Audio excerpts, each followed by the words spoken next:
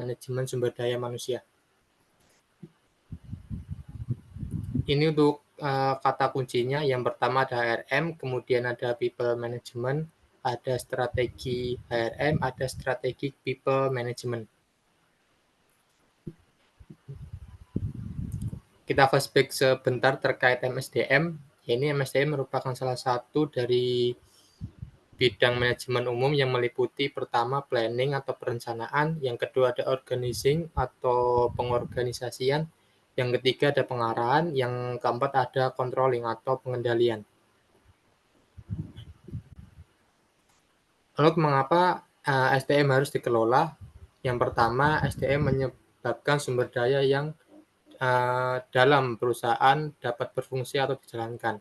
Kemudian yang kedua, SDM dapat menciptakan efisiensi, efektivitas, dan produktivitas perusahaan.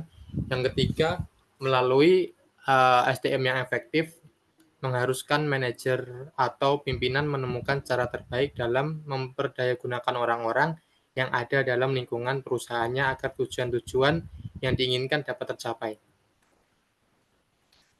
Yang selanjutnya ini ada unsur manajemen, ada 6M yang udah kita ketahui tentunya. Yang pertama ada man atau manusianya sendiri, kemudian ada money, ada metode, ada mesin, ada material atau bahan baku, kemudian ada market atau pasar. Yang selanjutnya ada pentingnya manajemen sumber daya manusia. Man atau manusia merupakan salah satu dari unsur manajemen.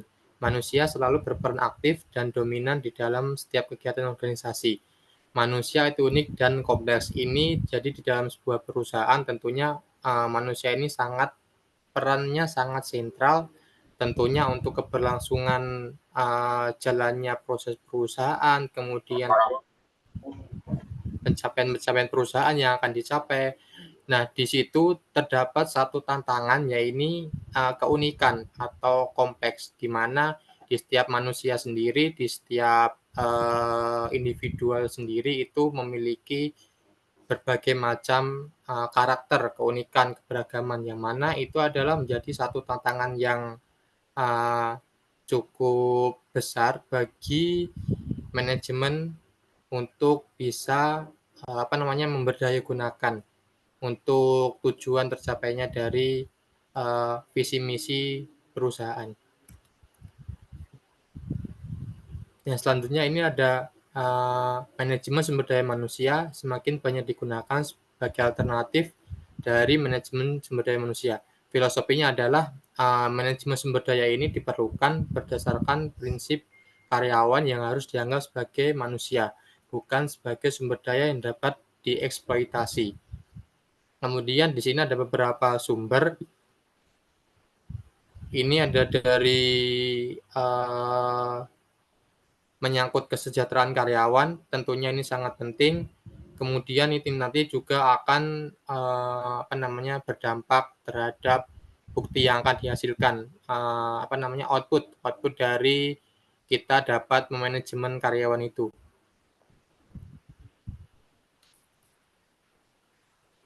Yang selanjutnya ada people management. Manajemen sumber daya manusia mengadopsi pendekatan multi pemangku kepentingan untuk mengelola hubungan kerja. Pendekatan ini mengakui adanya kebutuhan untuk memenuhi kepentingan pemilik atau pemegang saham bisnis atau persyaratan dari mereka bertanggung jawab atas operasi organisasi sektor publik atau sukarela. Nah, ini juga tentunya people management ini menyangkut tidak hanya dalam internal perusahaannya sendiri, tapi juga ke masyarakat atau ke publik. Karena nanti dari publik atau masyarakat itu sendiri adalah salah satu calon investor dari perusahaan ini yang telah dijalankan. Yang selanjutnya di sini ada perbandingan HRM strategi dan people management strategi. Yang pertama dari HRM strategi sendiri berfokus pada kecocokan strategis, di mana fokusnya ini lebih ke sarana untuk memajukan kepentingan bisnis dalam bisnisnya sendiri untuk pemegang saham. Kemudian yang kedua melihat kinerja terutama dalam hal hasil keuangan. Ini cenderung untuk menempatkan keuntungan di atas dari manusianya sendiri. Jadi fokusnya ini lebih ke keuntungan. Yang ketiga ini ada mengambil pandangan yang tidak realistis. Nah, di lain pandangan yang tidak realistis ini tidak hanya diinginkan tetapi juga layak untuk dikembangkan dan menerapkan perangkat SDM yang menyeluruh tentunya dari seluruh aspek yang ada di perusahaan. Yang terakhir fokus pada konseptual atau lebih memperhatikan dari sisi kebutuhan untuk pengembangan SDM strategi agar nanti dapat tercapai keberhasilan dari tujuan perusahaan. Kemudian dari sisi people managementnya sendiri, ini yang pertama mengacu pada kepentingan kesesuaian strategis. Kalau yang pertama tadi dari HRM sendiri itu lebih ke kecocokan strategis, ini lebih ke kesesuaian strategis. Nah, bedanya di sini jika people management ini lebih menekankan pada pendekatan multi pemangku kepentingan. Tidak hanya di internal perusahaan dari mulai pemegang saham, kemudian kepemilikan, sumber daya manusianya, tapi juga menyeluruh ke masyarakat atau ke publik. Kemudian yang kedua ini melihat kinerja tidak hanya dari segi keuangan. Kalau yang pertama tadi dari sisi HRM strategi tadi lebih mengedepankan keuangan atau profit daripada manusianya. Nah, di sini fokusnya lebih ke pendekatan sumber daya manusianya. Bagaimana caranya sumber daya manusia itu bisa berkembang, menganalisa dari people managementnya sendiri, kemudian mengaplikasikannya terhadap strategi yang telah direncanakan. Apakah ini nanti berhasil ataukah ini nanti kurang cocok, nanti akan ada evaluasi kembali dan akan tercipta kembali plan-plan selanjutnya untuk dapat mengembangkan SDM-nya sendiri. Jadi ditekankan kepada manusianya daripada nanti ke perusahaannya atau ke aspek yang lainnya. Kemudian yang selanjutnya terfokus pada pendekatan yang realistis. Selanjutnya ada terfokus lebih pada kepraktisan dari strategi people managementnya sendiri. Nah, selanjutnya di sini ada model of strategi people management. Yang pertama, di sini ada 3 poin yang paling atas. Ini ada bisnis strategi. Bisnis strateginya itu seperti apa sih sebenarnya? Yang dibangun itu adalah bisnis yang seperti apa? Seperti apa produk yang ditawarkan ataupun jasa yang ditawarkan, kemudian target dari sasaran dari perusahaan itu siapa, kemudian bagaimana cara perusahaan menjangkau customer, kemudian bagaimana perusahaan menghasilkan keuntungan. Di sisi lain, dari hal-hal tersebut tentunya ada kemampuan bisnis strateginya, strategi bisnis capabilities and prioritas. Nah, di sini kita bisa menganalisa atau bisa merencanakan dari sisi kemampuan strategi bisnis, keahlian dari sumber daya yang dimiliki. Sumber daya ini banyak sekali tidak hanya dari people atau manusianya, tapi bisa juga dari aset, mungkin dari kekayaan intelektual, dari infrastruktur, dari modal ataupun dari investor seperti itu. Kemudian dari kompetensinya sendiri juga dapat kita jadikan sebagai kemampuan bisnis strategi. Bagaimana caranya dapat memaksimalkan keahlian dan keterampilan yang dimiliki oleh karyawan di dalam sebuah perusahaan. Kemudian di sisi lain juga terdapat harus ada yang namanya inovasi dalam strategi bisnis, dalam untuk kemampuan strategi bisnis ini. Nah, kenapa ini sangat penting? Karena ini adalah salah satu pengembangan ketika nanti kita dalam bisnis produksi atau jasa, itu bagaimana cara kita berinovasi agar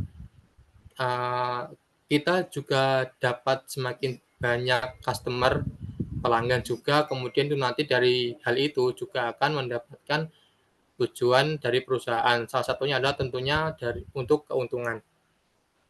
Lalu yang poin kedua di sini ada key employment issue atau bisa kita sebut sebagai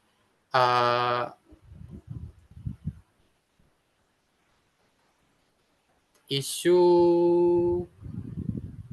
dari karyawannya sendiri. Yang pertama di sini ada tentunya dari marketnya sendiri, kemudian ada legislasinya, ada sosial dan politiknya sendiri. Di dalam sebuah perusahaan tentunya hampir seluruh perusahaan mungkin ada yang namanya politik perusahaan ya tentunya.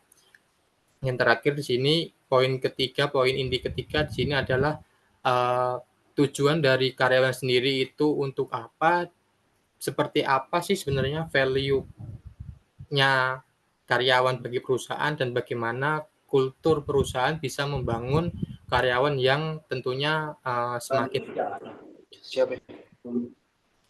Lalu kita turun ke aspek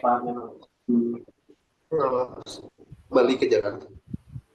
mohon maaf ada yang suaranya bocor ya.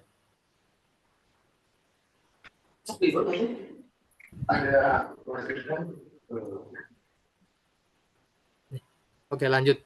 Kita turun ke sub dari bisnis strategi sendiri. Di sini ada bagaimana strategi dibuat dengan long plan atau perencanaan yang panjang. Kemudian ada short term atau perencanaan yang pendek seperti budgeting, kemudian planning dari pengembangan, dari pelatihan, dari training dan lain sebagainya. Kemudian di sini ada strategi workforce plan. Yang pertama ada di sini ada jumlah. Jumlah ini mengidentifikasi seberapa banyak karyawan yang dibutuhkan. Kemudian ada skill. Skill di sini keterampilan tentunya mengidentifikasi keterampilan dan pengetahuan yang dibutuhkan oleh karyawan untuk berhasil dalam peran mereka masing-masing tentunya. Kemudian yang terakhir ada kompetensi. Kompetensi sendiri ini mengidentifikasi kualitas, karakteristik yang dibutuhkan karyawan untuk berhasil dalam pekerjaan mereka sendiri. Kemudian yang selanjutnya di sini ada people management strateginya. Di sini ada prioritas, ada pilarnya sendiri, kemudian ada politis. Nah, yang prioritas ini didasarkan pada kebutuhan organisasi yang lebih spesifik, seperti meningkatkan retensi karyawan, kemudian meningkatkan pengembangan karyawan, meningkatkan moral karyawan, motivasi karyawan, dan meningkatkan keragaman yang inklusif. Kemudian dari segi pilarnya sendiri ini efektivitasnya didasarkan pada perencanaan tenaga kerja, kemudian manajemen kinerja, bagaimana proses berkelanjutan untuk menempatkan ekspektasi kinerja, memantau kemajuan, dan juga bagaimana bisa saling menerima umpan balik antara dari karyawan. Kemudian yang terakhir di sini ada policy atau kebijakan. Kebijakan ini biasanya bersifat pernyataan tertulis, menguraikan bagaimana organisasi akan mengelola sumber dayanya. Nah, kebijakan ini harus dilakukan secara konsisten, tentunya tidak lepas dari nilai-nilai dan budaya organisasi. Seperti mungkin ada yang namanya kebijakan rekrutmen dan seleksi, kemudian kebijakan kinerja, kebijakan kompensasi dan tunjangan. Ini yang istilahnya yang sangat pokok sekali, sentral untuk karyawan. Ada kebijakan pengembangan juga, ada kebijakan keterlibatan karyawan. Nah, yang selanjutnya ini ada work plan for HR function, di mana rencana kerja fungsi SDM. Tujuannya ini adalah untuk memastikan bahwa Departemen SDM memiliki sumber daya ataupun alat yang diperlukan untuk mencapai tujuan organisasi. Sasarannya ini tentunya lebih spesifik dan terukur untuk tercapainya tujuan. Ini biasanya bisa dilakukan dengan plan SMART atau spesifik, measurable, kemudian sasaran yang harus dicapai dan juga relevan, tentunya dengan memiliki tenggang waktu yang sudah tertata.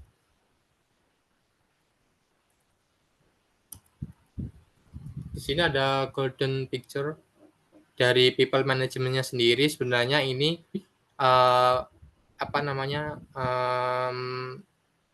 mengacu ke seluruh aspek hampir seluruh perusahaan, mulai dari rekrutmen, kemudian dari performance management, training and development, kemudian sampai ke kompensasi benefit juga. Nah, ini saling keterkaitan, harus terpenuhi satu sama lainnya, dan ini juga tentunya nanti akan menjadi menjadi salah satu dari goals people managementnya sendiri. Nah, selanjutnya saya ambil salah satu contoh di Pertamina. Di sini kalau menurut laporan tahunan dari 2022, ini kalau dilihat dari sisi aspek HCM, ini terdapat beberapa poin dari talent management, performance management, training and development, dan employee engagement.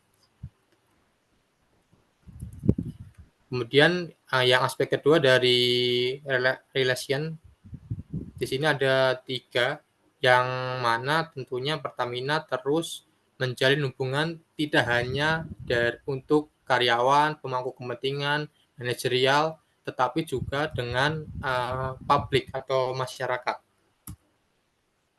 Kemudian ada corporate kultur, dari kulturnya sendiri tentunya sini yang udah kita tahu ada akhlak kultur dari BUMN sendiri, karena Pertamina adalah bagian dari BUMN. Kemudian ada diversity and inclusion, juga keseimbangan atau keberlanjutan.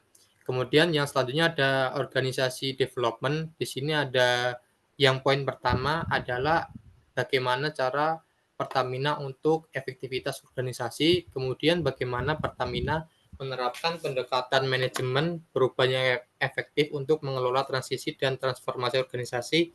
Kemudian terakhir ada risk management, bagaimana Pertamina menerapkan sistem manajemen risiko yang kuat untuk mengidentifikasi risiko bisnisnya sendiri.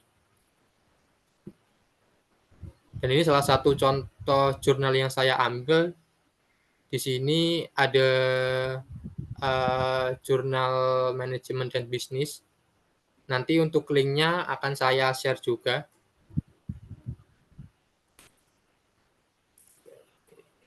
Ini untuk videonya. Untuk video akan saya...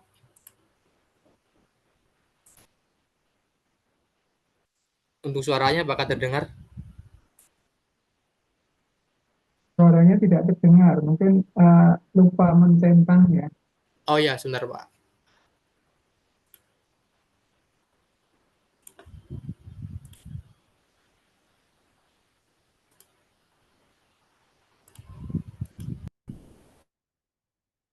Struktur organisasinya.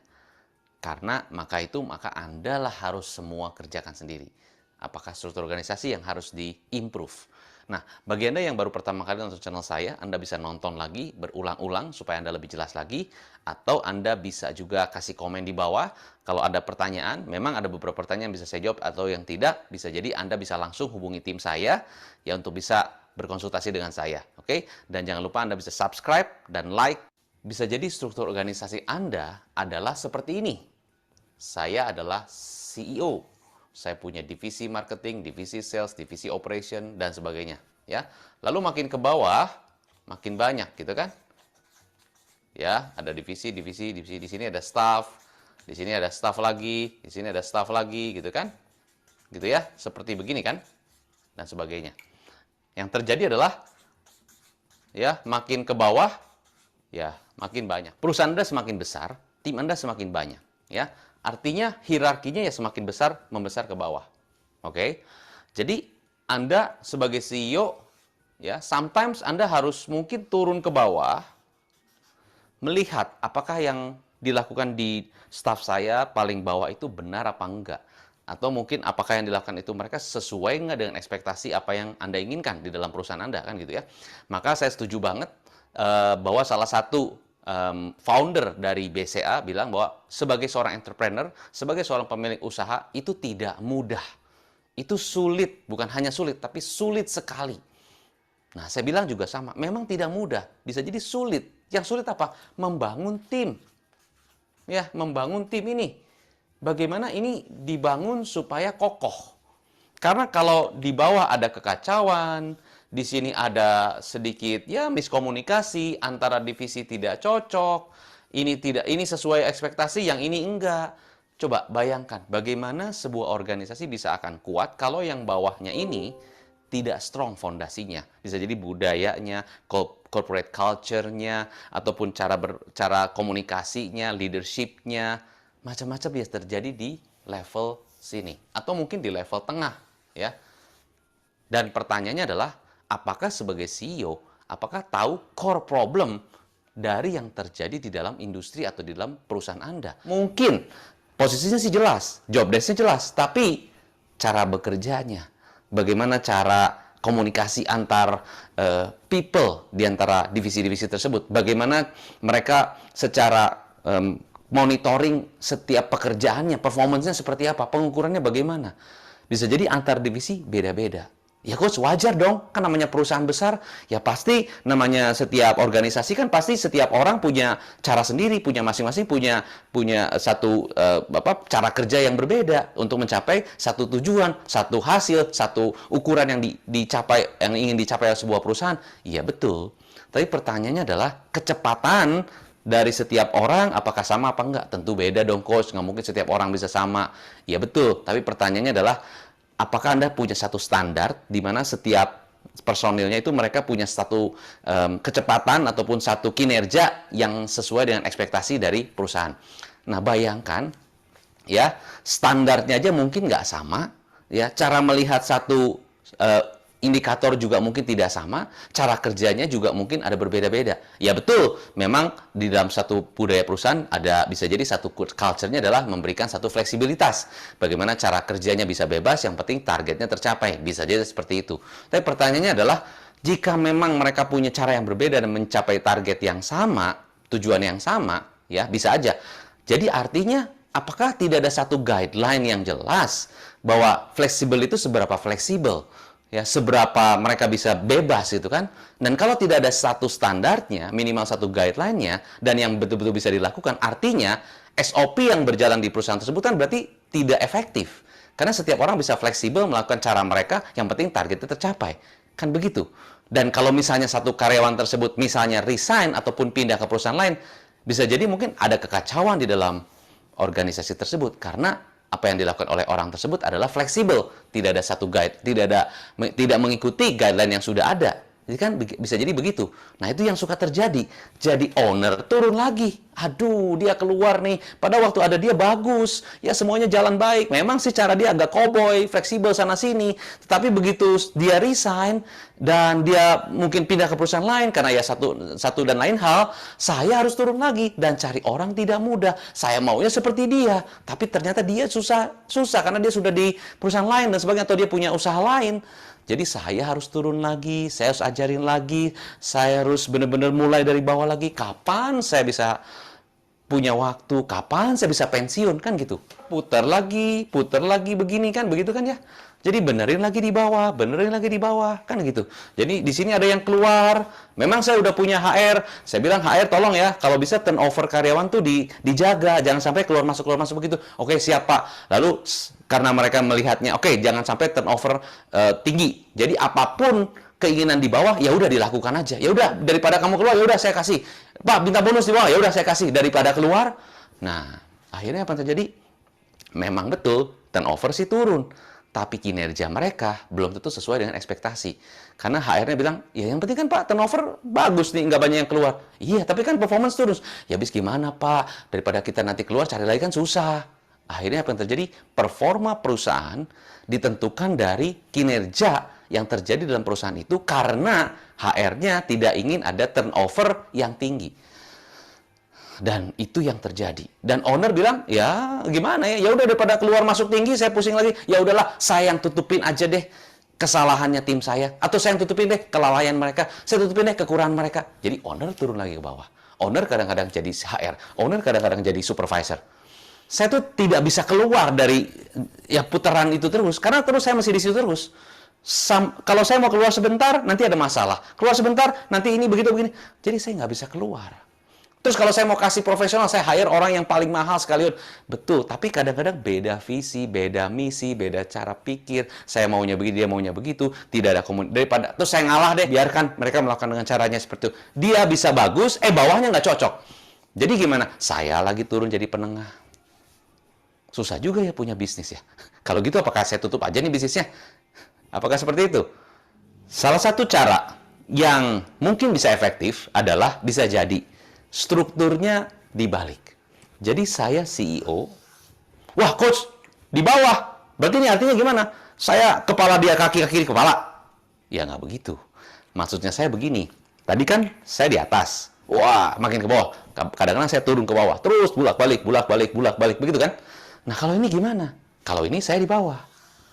Jadi artinya apa? Saya yang mengerti fondasi dari bisnis saya. Lalu, saya punya tim. Loh, artinya mereka di atas saya dong, coach. Artinya mereka harus, apakah saya harus tunduk pada mereka nih? Atau gimana nih, coach, maksudnya nih? Nah, begitu kan? Jadi kalau lihat gambar kita kasat mata, lihatnya, wah, CEO diinjek-injek nih sama timnya, gitu kan? Wah, semua deh, Pak. Bapak aja deh, Pak. Pak, Bapak semua deh, Pak. Pak, Bapak semua deh, Pak. Bisa jadi lihatnya begitu. Tapi kalau kita lihat dengan cara lihat yang lain, cara angle yang lain, kita lihat begini. Saya di bawah. Ya. Bayangkan begini. Kalau saya ingin mencapai satu puncak, ya, saya naik gunung, hiking gitu ya. Lalu saya lihat saya bawa rombongan nih, ya. Saya bawa rombongan 20 orang. Nah, saya lihat saya sudah di atas nih, tapi saya lihat beberapa orang masih di belakang saya. Itu mereka ada yang lambat, ada yang istirahat dulu, ada yang santai. Akhirnya target saya untuk mencapai puncak, misalnya saya mau melihat sunrise ya, jam 5 pagi, ya udah harus di atas puncak. Itu saya harus cepet nih. Tapi karena saya lihat di bawah lama, jadi gimana? Saya nggak mungkin duduk di situ tungguin kan? Ayo cepet, nggak mungkin begitu kan? Saya turun ke paling belakang, saya dorong orang-orang yang, ayo maju, ayo saya bantuin, ayo kita sama, yuk, karena kita jam 5 harus di atas, Jadi saya dorong dari bawah, supaya mereka cepat, supaya mereka ayo gitu kan. Coba Anda lihatnya begitu. Jadi leader, itu mendorong timnya naik. Bukan saya terus tarik, wah capek. Ya, aduh, tarik nih. Kadang-kadang saya yang mesti tarik semua.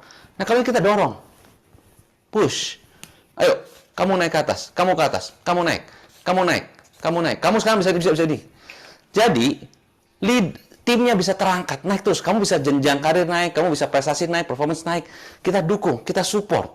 Artinya gini, wah kalau gitu berarti setiap permintaan karyawan, setiap permintaan tim, kita setuju semua. Bukan begitu, kita dukung. Artinya kalau mereka ingin berkembang, yuk kita boleh. Tadi kan coach bilang katanya kalau fleksibel itu semua, akhirnya malah jadi gaya bebas. Akhirnya tidak sesuai SOP. Betul. Artinya didorong dalam hal kalau mereka mau berkreativitas, boleh. Tapi kita punya panduan, ya. Misalnya nih, mau naik gunung. Pak, saya boleh nggak lewat situ? Boleh aja. Tapi ingat, tetap kita harus ikuti panduan kita. Saya arahkan terus. Jadi boleh keluar jauh sedikit, tapi diarahkan lagi. Lalu arahkan. Loh, coach katanya tadi katanya coach bilang kalau ownernya terus-terusan ngarahin kan capek juga. Ya, betul. Tunggu, ini gambarnya belum selesai. Jadi kalau Anda lihat gambar ini, ya. Tadi kalau lihat gambar sebelumnya kan kayaknya CEO diinjek-injek ya, di bawah ya.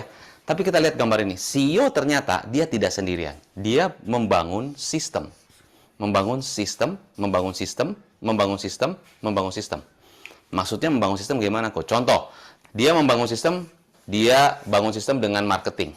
Artinya, bisa jadi dia collaborate dengan marketing strategis ataupun marketing agent, ya, atau digital marketing agency, atau dia memang marketing expert, dan dia kerjasama dengan CEO, ya, bisa jadi ini salah satu opsi saja, sehingga sama-sama membangun sistem marketing, sama-sama membangun branding di dalam perusahaan tersebut, ya, CEO akan kerjasama dengan si marketing ini, ya, perusahaan marketing ini misalnya gitu, dan si perusahaan marketing membantu CEO untuk merancangkan bagaimana supaya branding reputation-nya bisa diangkat, bagaimana supaya konten-konten yang dibuat, ataupun strategi campaign marketing yang dilakukan, push and pull-nya, semua dibuat oleh marketing expert ini, bisa jadi marketing consultant, ya, dan dia kerjasama dengan CEO untuk membangun sebuah sistem marketing. Dan pada saat monitoringnya, si konsultan marketingnya akan mendrive timnya, akan membantu timnya. Jadi tidak usah owner lagi yang terus-terusan ke sini, tapi ada divisi konsultan marketing ini yang membantu timnya untuk mendrive, untuk memfollow up, untuk memastikan mereka mengeksekusi dengan baik. Sistemnya sudah dibangun oleh CEO dan marketing konsultan ini. Sales sama, sales konsultan atau sales expert. Jadi CEO kerjasama dengan sales expert ini bukan hanya cuman dari sisi training ataupun dari sisi ya mungkin ada pelatihan sesaat, bukan cuman itu, karena pelatihan bisa naik turun ya. Begitu timnya ganti berubah lagi, owner mesti turun lagi. Nah, ini menciptakan satu sistem ya dengan sales expert ataupun sales consultant gitu ya. Dia membangun satu sistem sales sehingga mereka yang akan ngedrive. Mereka yang ngedrive. Jadi CEO tidak perlu harus ngedrive. Ada tim, ada divisi tertentu, ada konsultan yang mendrive timnya. Timnya merasa terbantu karena diberi petunjuk yang lebih jelas, diberi arahan yang lebih jelas. Dan kenapa lebih jelas? Karena mereka masing-masing expert. Di bidang HR gimana? HR mungkin sama, mendrive tim HR-nya di sini. Sehingga apa yang terjadi? Perusahaan ini ya kuat karena bukan hanya CEO saja yang bekerja, bukan hanya CEO saja yang dia terus-terusan sendiri, tapi CEO ini bekerja sama ya, sinergi ataupun punya satu program bersama dan sebagainya, membangun sebuah sistem, dan sistemnya tetap punya perusahaan tersebut tetapi dibantu dengan expert-expert supaya CEO tidak kerja sendiri.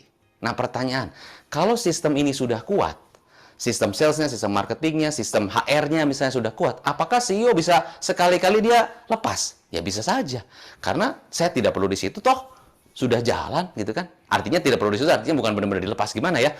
Saya bisa tidak perlu harus terusan saya, ya kan, dan saya bisa akhirnya tidak perlu khawatir kalau misalnya tim saya resign atau tim over segala macam karena udah punya standar dan sudah bangun sistemnya. Memang untuk membangun sistem perlu waktu, perlu komitmen, perlu satu ya benar-benar merancang blueprintnya sehingga betul-betul dari segala kemungkinan bisa benar-benar terbuat sebuah sistem. Nah, kalau ini sudah jadi, bisnis Anda lebih mudahkah untuk bisa duplikasi? Lebih mudahkah untuk bisa multiplikasi? Tapi kalau ini tidak jadi, dan Anda mau merancang itu semua sendiri, mau sampai kapan Anda membangun bisnis Anda? Mau sampai kapan Anda terus-terusan akan menjadi muter-muter di sana? Mau sampai kapan? Jadi, smart way is actually you can leverage, collaborate ya, with the experts and help you to build your business stronger. From the marketing, the sales, ya terserah Anda, nggak usah harus semua. Mana yang menurut Anda, divisi mana yang menurut Anda perlu collaborate. Karena zaman sekarang zaman kolaborasi, bukan zaman semuanya semua saya. No, bukan zaman monopoli, tapi zaman kolaborasi. Cuman harus di mana yang Anda harus kolaborasi lebih optimal, sehingga semuanya tidak dilakukan oleh Anda. Karena zaman sekarang tentunya beda dengan 5 tahun yang lalu, dan mungkin 5 tahun ke depan akan beda lagi. Kalau Anda punya ini, Anda punya waktu untuk memikirkan bagaimana pengembangan bisnis Anda ke depan. Ya, tapi kalau Anda terus-terusan habis waktu untuk ngurusin hal operasional, kapan Anda bisa berpikir ke depan? Kapan Anda punya waktu untuk pengembangan bisnis sementara orang lain begitu cepat?